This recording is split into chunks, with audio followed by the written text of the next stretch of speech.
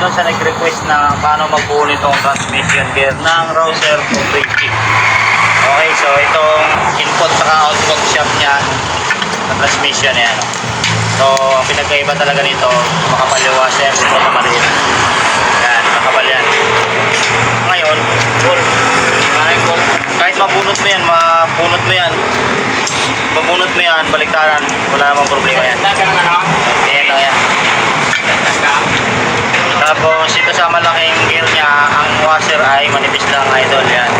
Tapos lagay natin to. Ito lang paglagay niyan. Salpak mo lang siya dito sa kamay mo. Ganyan. Yan, salpak mo lang siya. Tapos okay. Pasok. Tapos itong dalawang ito. Doon sa yung sabi niya na bakit daw may maliit na ganito.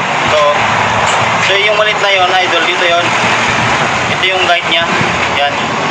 Para pagka halimbawa nandito na siya sa shift drum, pasok na siya, saktuhan lang, wala siyang buka. Kasi pag hindi mo, pag halimbawa hindi mo mailagay yan, maluwag yan, kaya madudurog yung transmission gear mo pagka nakalimutan mong ilagay itong maliit na to. Yan, dalawa.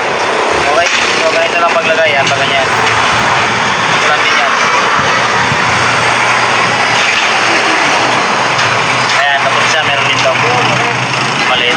Okay, yan. Pwede na posisyon niya. Malagay mo rin itong maliit. Huwag mong kalimutan kasi pag kinalimutan mo yan, pwedeng madurog yan. Pagka umandar na yan, sigurado madudurog yan. Yung transmission gear yan, lagay na nito pag ganito. Yan. Tapos pagka pinasok mo na siya, itatapat mo siya sa dalawa. Yan. Ngayon, angat mo siya ng isa. Angat mo lang to. Yan. Yan, pasok yan. Ganoon din sa ilalim. Angat mo lang din yung isa para pumasok yung pinaka ng guide. Tapos lagay mo itong pin.